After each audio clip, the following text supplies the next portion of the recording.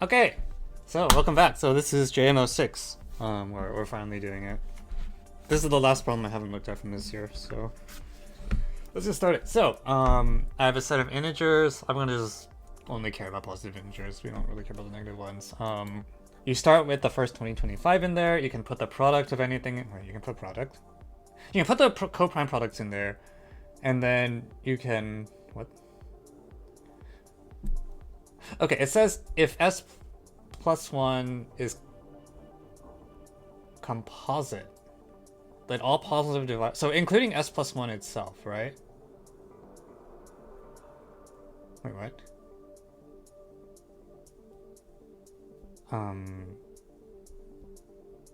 Okay. That's a weird condition. So, I mean, we start with a bunch of base cases, like we get 1 through 25 for free. And then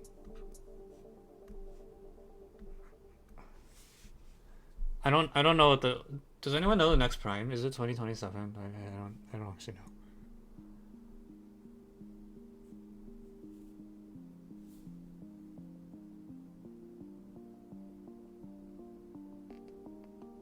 Try this problem with only 2025 in this set.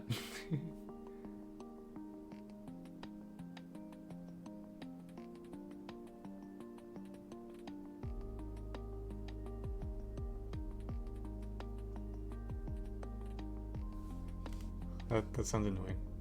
Let me first solve the actual. So, I mean, you can just keep adding. Okay, well, okay. So suppose you have everything up to p minus 1 for some prime p, all right? And I was like, okay, I wanna grab the prime p before coming back down. And so, in order to do that, I have to find some large number upstairs for which it's like minus 1 mod p. When I have everything up to p minus 1. And literally any number which is minus 1 mod p is okay. Can I do that in like one step? Like if p is a large prime, and I have 1 through p minus 1 to start.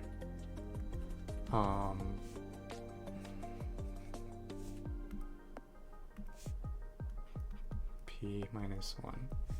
And I want to grab, okay. So I want to show that there's a number which is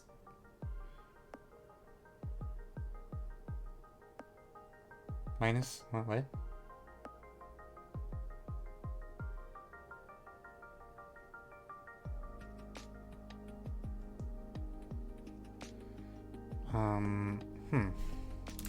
This feels like I just need any of the numbers, like, okay, if I have numbers up to 2p minus 1, I need any of 2p minus 1, 3p minus 1, up until, okay, what if I could take p squared, okay, how about this, guys? What if I take like p squared minus 1? Like p plus 1, I should be able to get, I hope, unless it happens to be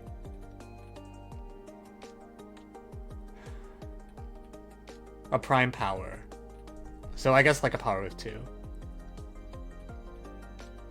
So if p plus 1 is not a power of 2, then I can just, I can take p squared minus 1, p plus 1, break it, you know, keep welding them. Is that true? Hang on.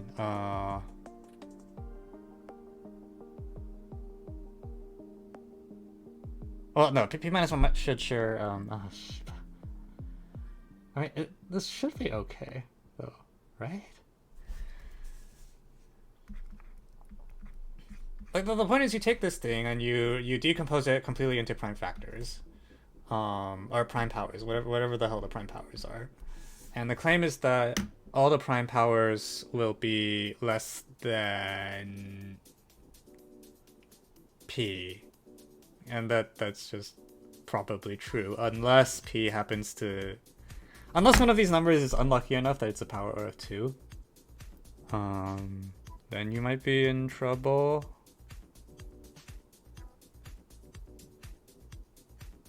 Yeah, if you're unlucky enough that these are powers of 2, then you're in trouble. However, also, like, there's a lot of prime. Like, first of all, I don't need p squared minus 1 in particular.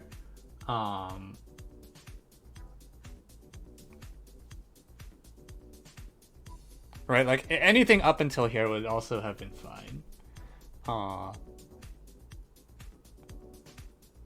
And like they gave us a lot of base cases, so I'm not even worried about small primes. I'm just like, you know, let's just do whatever. So if P is what are these called? Mersenne prime or Fermat prime or whatever.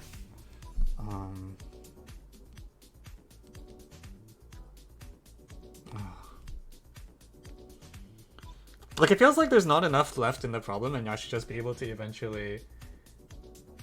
How many infinitely many such Mersenne primes? That's probably open, right? I doubt that's known. That sounds like the kind of thing we don't know how to prove.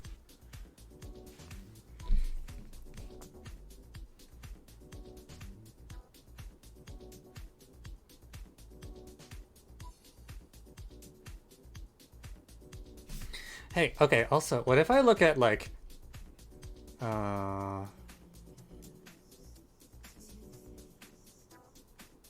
P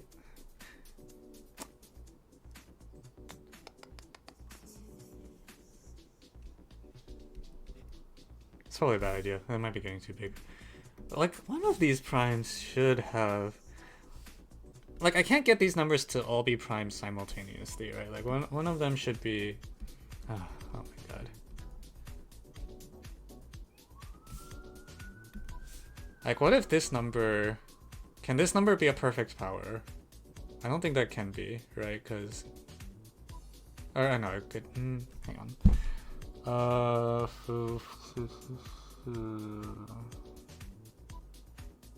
Okay, it could be. Yeah, fine.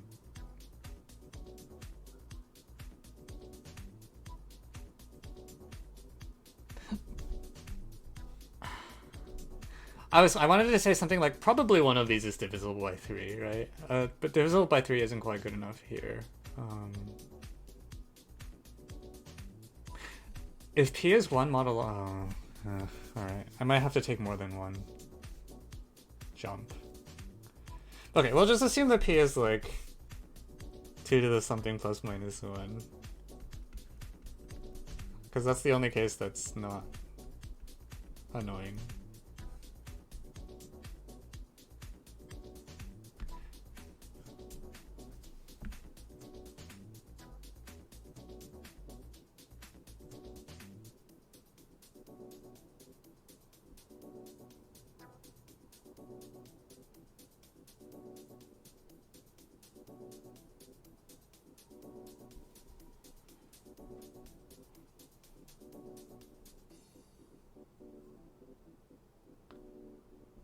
Yeah, like P plus 1 is even, so if it's a perfect power, it's specifically a power of 2.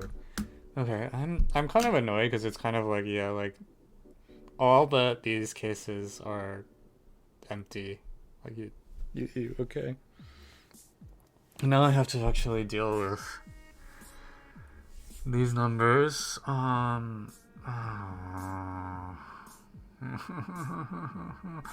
Okay.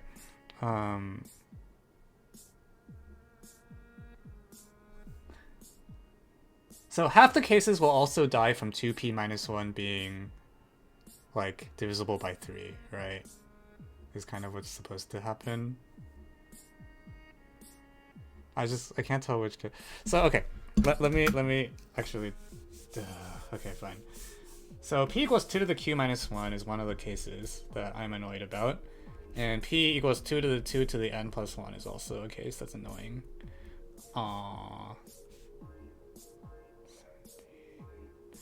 In a case like this number is evidently 2 mod 3. So in the Fermat prime case, 2p minus 1 is divisible by 3. And it's usually not a power of 3, right? Because we have like Zygmundi or something. So that's fine. 2p minus 1 is not a power of 3 and is odd. You break it down into prime powers, now you can make 2p minus 1, whoop-de-doo. So this case is fine. And then this case is also fine for half the primes q. The ones that I'm worried about are q is like... Which way does it go? Wait a minute. No. This is 1 mod 3. P is 1 mod 3 here, right? Oh yeah. Okay, so actually it's all of these cases. All of these cases are still annoying. Which is fine.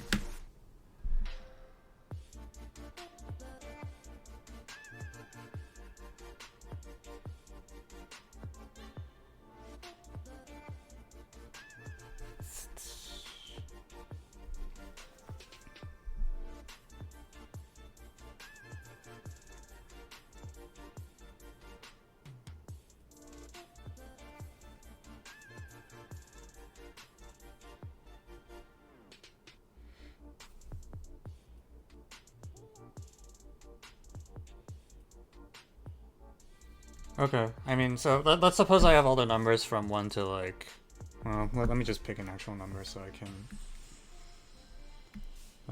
what's a good one? Like 31? So if we have the numbers from 1 through 30, for example, and then we're trying to get 31/32.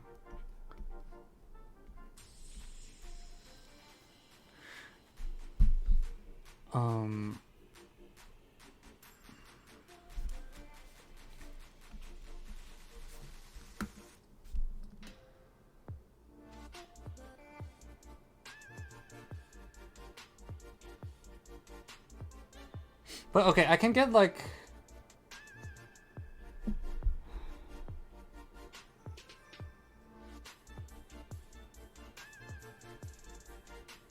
Can I like multiply two odd numbers, add 1, and get 32? Like something which is... Like I can take...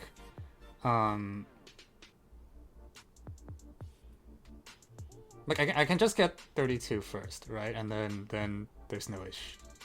Actually no, I would need 64. But that's still okay. I shouldn't have a problem getting 64 either.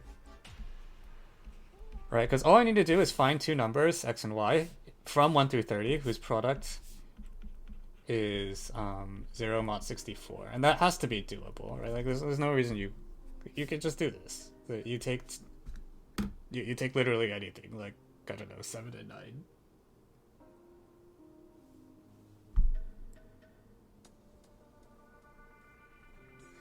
And then once you have that, then you can still do p squared minus 1. Because you have... Yeah, 15, 64, yeah. Does that just work? This feels a little too convenient, but I don't... This seems like it should just work. Like you just get the...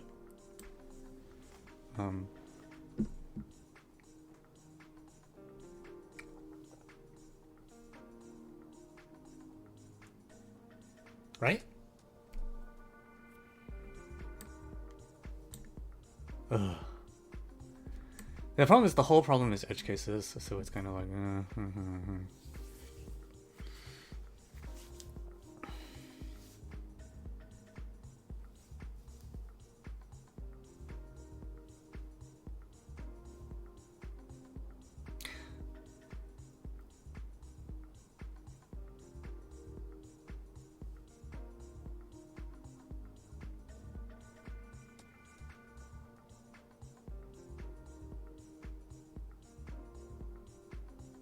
Okay, if p is 2 to the a plus minus 1, then 2 to the a plus 1, oh, minus 1 is not... Yeah.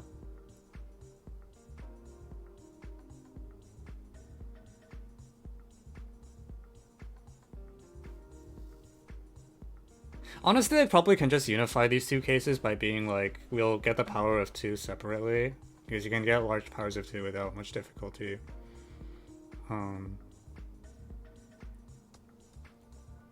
Like in general, if I have 1 up to n, if I have 1 up to like capital N, then I can make numbers which are up to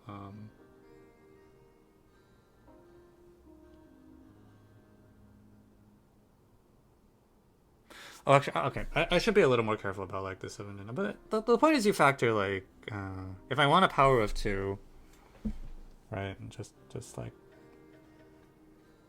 factor it. It's like 7, 9 or something. I'm just gonna write this up. I think they should work.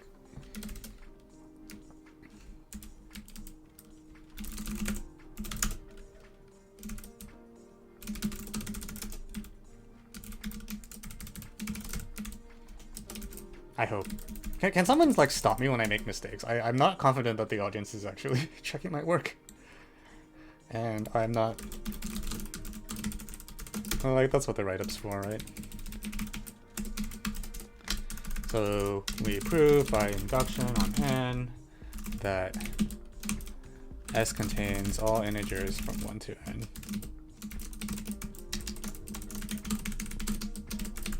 With the base cases being already given.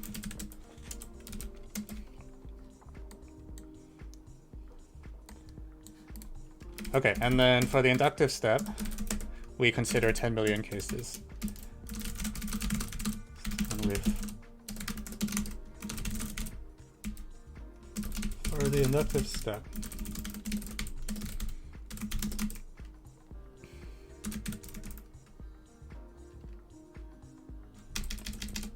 what?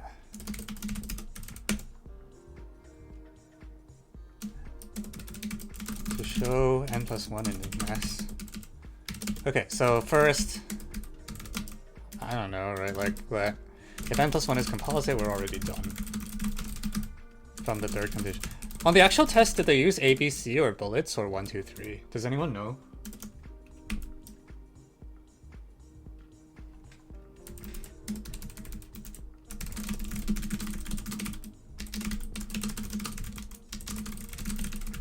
Bullets, I think. All right. So we'll swap that.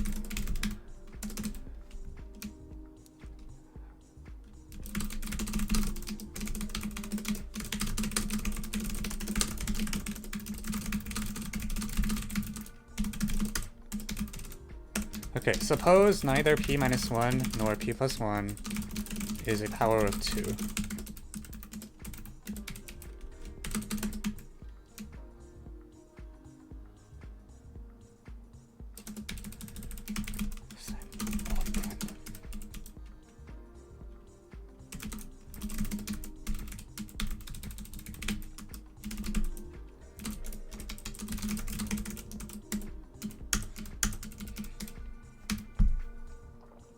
Right, so then the number p minus 1, p plus 1 can be written as the product of distinct prime powers. Each prime power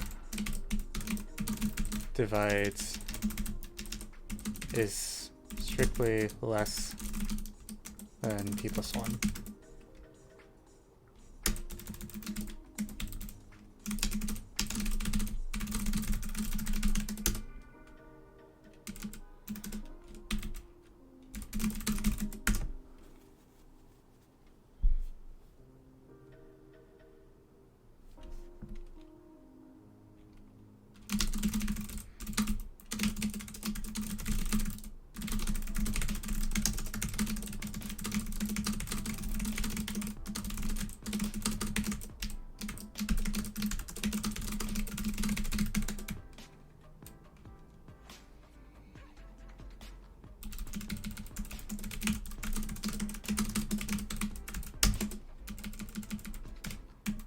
That is, then in particular, P is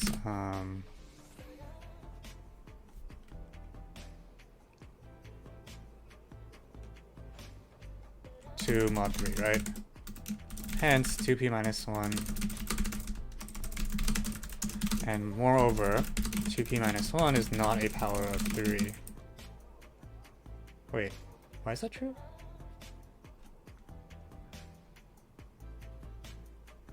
Hang on, wait. Why can't I say that? That's not true, right? See, I'm telling you guys to check my work. No! Yeah, there's no reason that... Well, hang on, no. 3 to the k plus 1... Okay, never mind. We'll just go back to...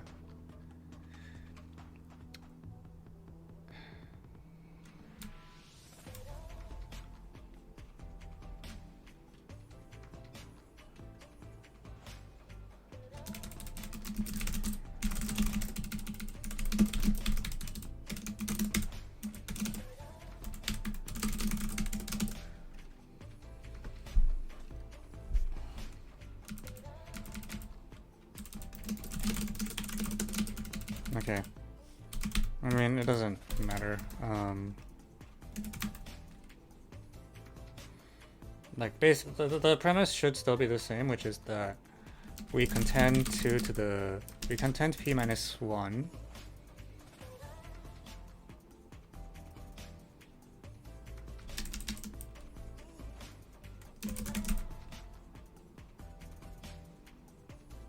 Can I? Okay, I'm gonna try to merge these cases.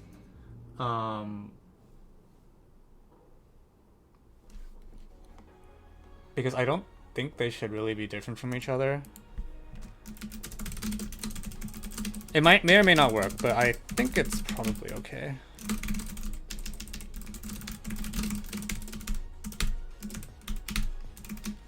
We contend that 2 to the e plus 1 in S. Indeed, it would suffice to verify that 2 to the e plus 1 minus 1 can be written as the product of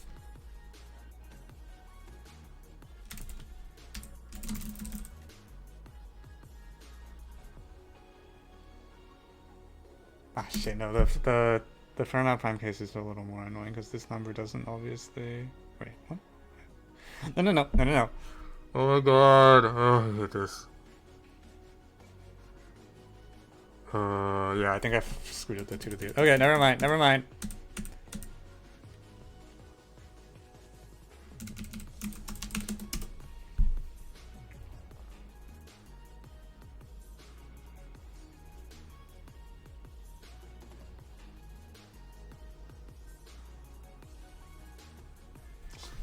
Yeah. 2p minus 1 for p greater than... But see, for p equals 41, that is actually... Yeah, but that's not a Fermat prime, right? Because it would imply 2 to the e plus 1 equals 3 to the...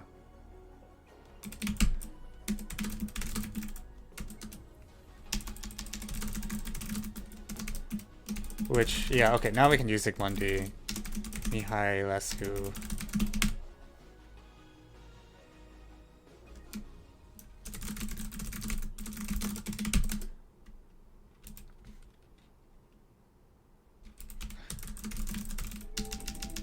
Impossible for large K by Kira Mihailescu. Zygmundi.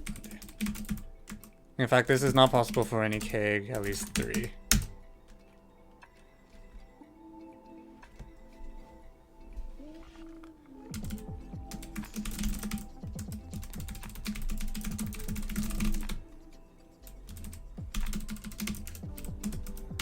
Claim that the number is an S. Indeed.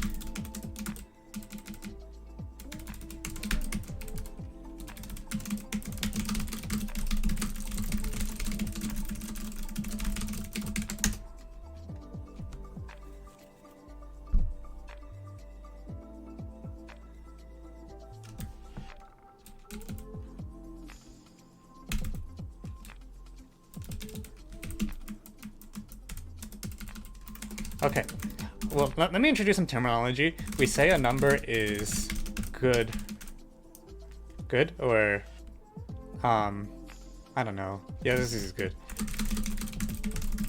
Product of pairwise distinct, if the prime powers in its prime factorization are all less than p. Hence, by the second bullet repeatedly, good numbers are in S.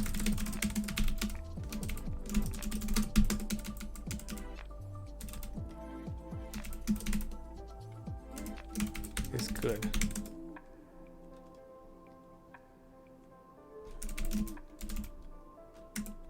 Indeed.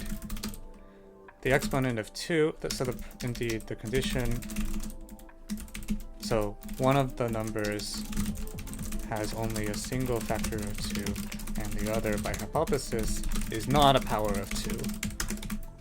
So the largest power of 2 dividing p squared minus 1 is certainly less than p. And every other prime power bytes and most p1 of.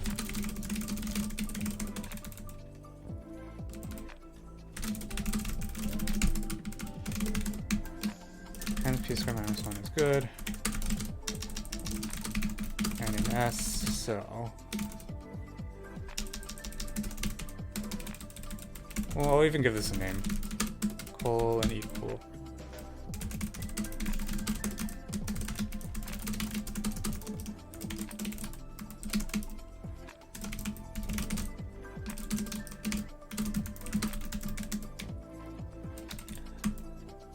We contend in each case there is a choice of S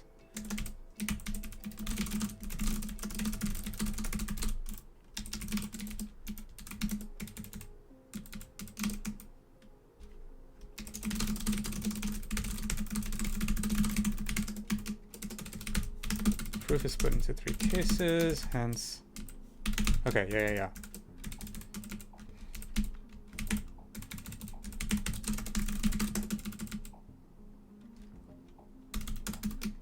This is good and we're done. I wasn't wrong, but okay, finally, the freaking 2 to the q minus 1 case. And then what did I do here? Since p is greater than 2025, we assume q is odd.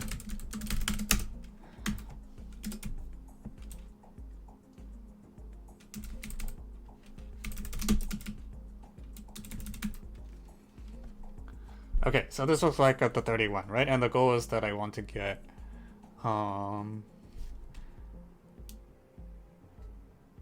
first we contend that the number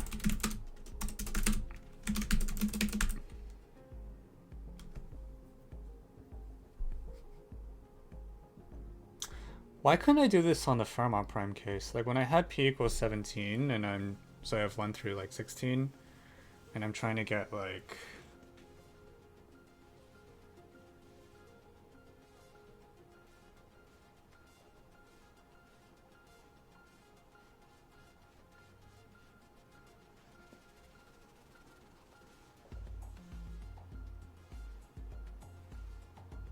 $64. Why couldn't I do that with p squared minus 1? I have a Fermat prime 17. So I have everything up to 16. 288 is like 32. This is a little annoying.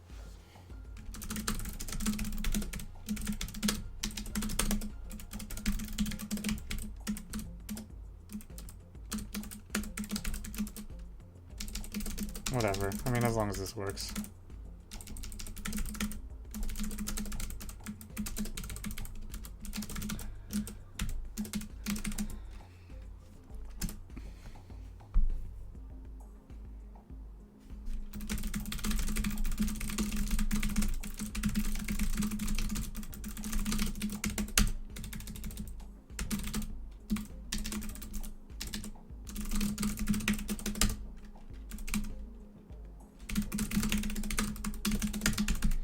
Yeah, okay, so Q's at like at least 11, right? And then, so that's a 64 thing.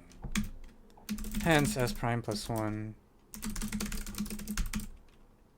is in S.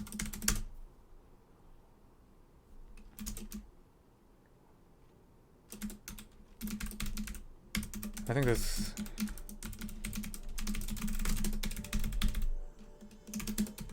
is an S. Thus, we may again take. So, okay, shoot. It's not literally true that.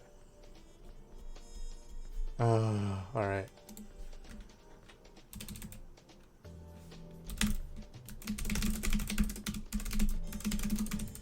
It's not literally true that this is the good number I want. Okay, fine. Since S equals 3p, we're done.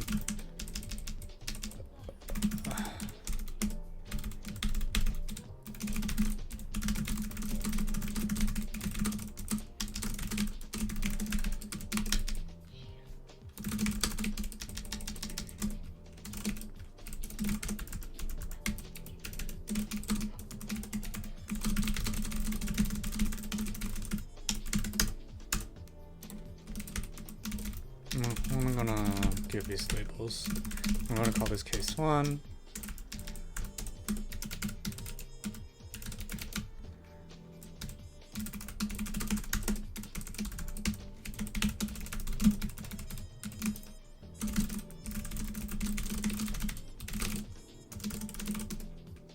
Will be exactly 2q plus 1, which is already known to be an S.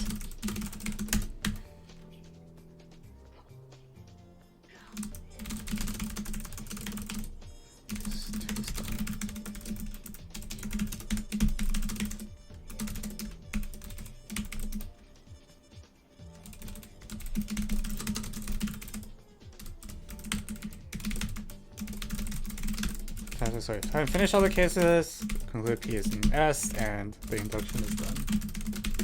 Are you trying to solve it alone? I mean, I already have a solution typed up here, so I mean, feel free to say as much as you want now. Yes, this will go in the solution doc. If you want to help me optimize it, I'm happy to take optimizations, because I need to do that eventually anyways.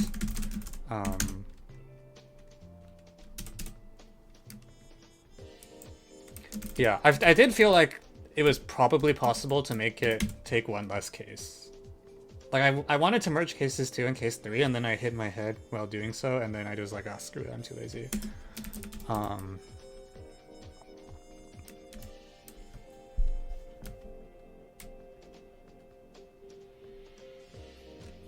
M to the K times, yeah.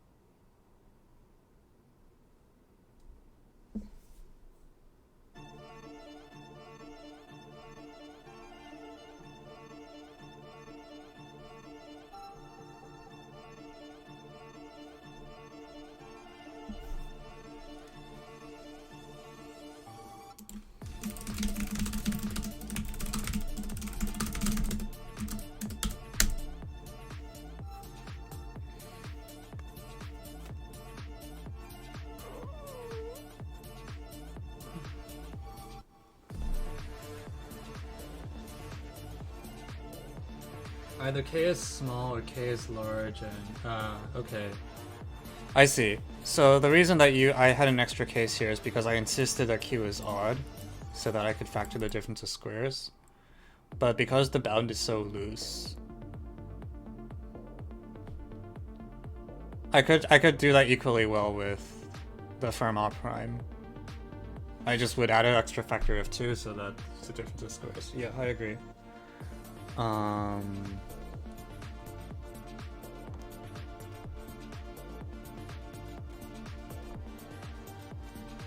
Yeah.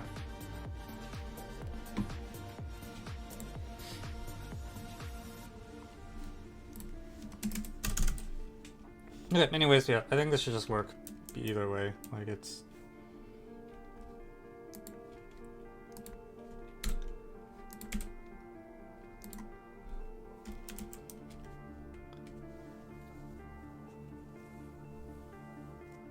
Q times...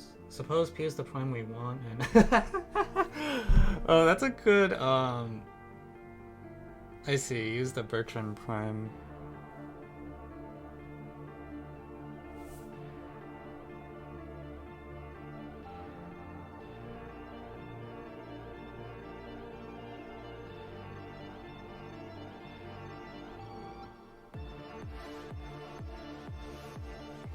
Yeah, I feel like this is a problem that's entirely about edge cases.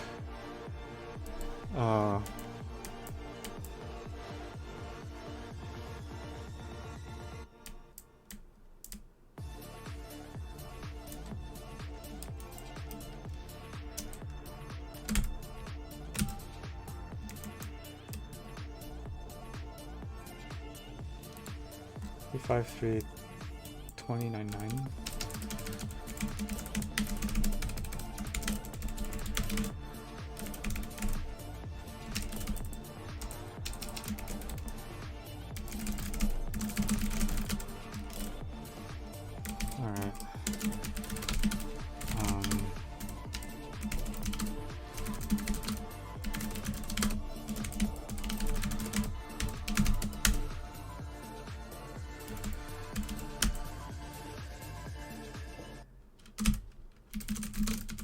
It's just kind of a thing where you look at it and it's just like there's not enough stuff in the problem to stop you. Like you can just construct it, and also you're very confident the construction is nowhere near unique. Let's just walk over the problem kind of thing.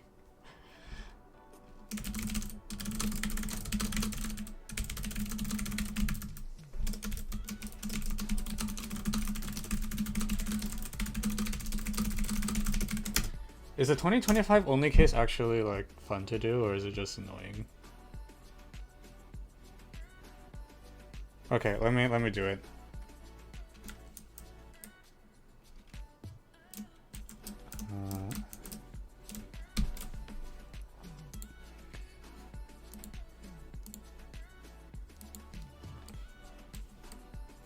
It's also pretty quick. All right. Okay, so if 2025 is given, then actually let me do this in text. So here's why.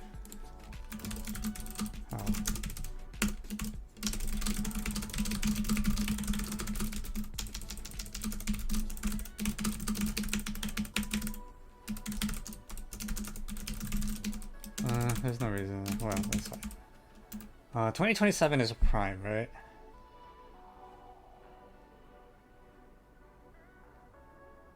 Oh, okay. So the point is I need to get enough base cases that these arguments here at the beginning are okay. I see.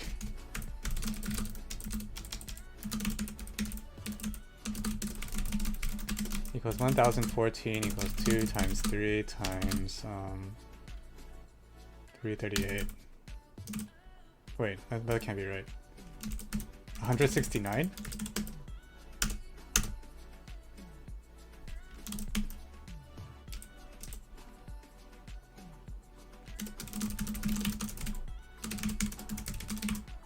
Three, 13, 3, 6 and S. You know, I'm not even gonna record all the ones. I'm just gonna record the ones that I actually need.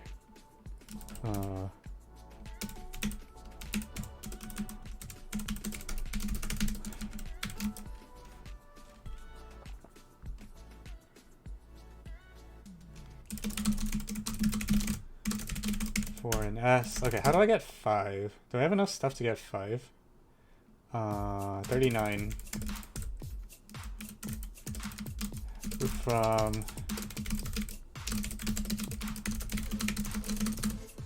40 we get 5, 8 and S.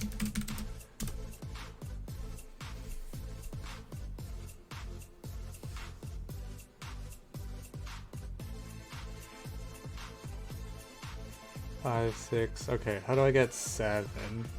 Is 7 already good enough? I think 7 might already be at the threshold where you can just run the...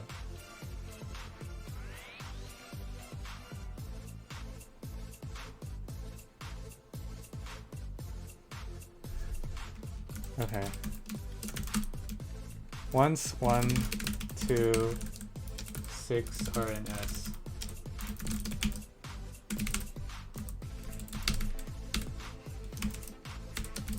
The above argument that we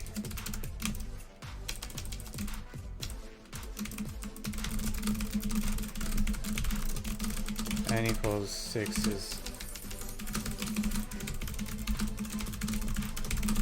your cases to the rest of the problem. Because the next Fermat prime is not until like 17. And by 17 you're definitely fine.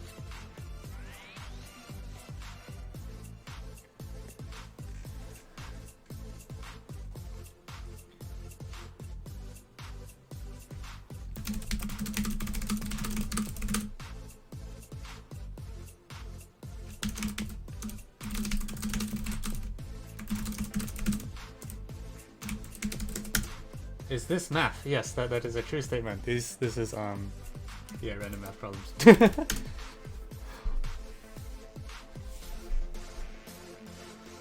You wrote p minus 1 instead of p plus 1, right?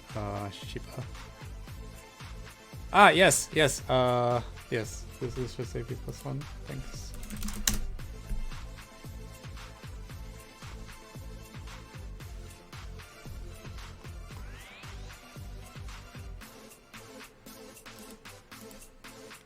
Cool. Okay, so I'm not even going to write the 6 here over the 8 here. 1, 2, 3, 4, 5. Oh, you can actually get stuck. Okay, I think that's a more interesting then. Like, I would be less mad at the problem if they had. Okay, the problem's okay, but it just kind of feels like the whole problem is edge cases, and you should at least lean into it and get an answer if the whole problem's going to be about edge cases. You can ask, like, what's the smallest n for which, like, if you have 1 through n but you don't have everything. Then there's something to do, right? Then you have to actually, you know, 1, 2, 3, 4, 6, 12 being stuck.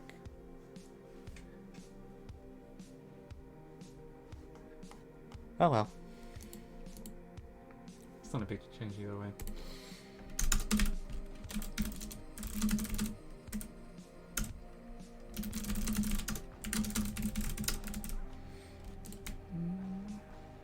Actually, I better add that in as a remark. That is actually useful to know.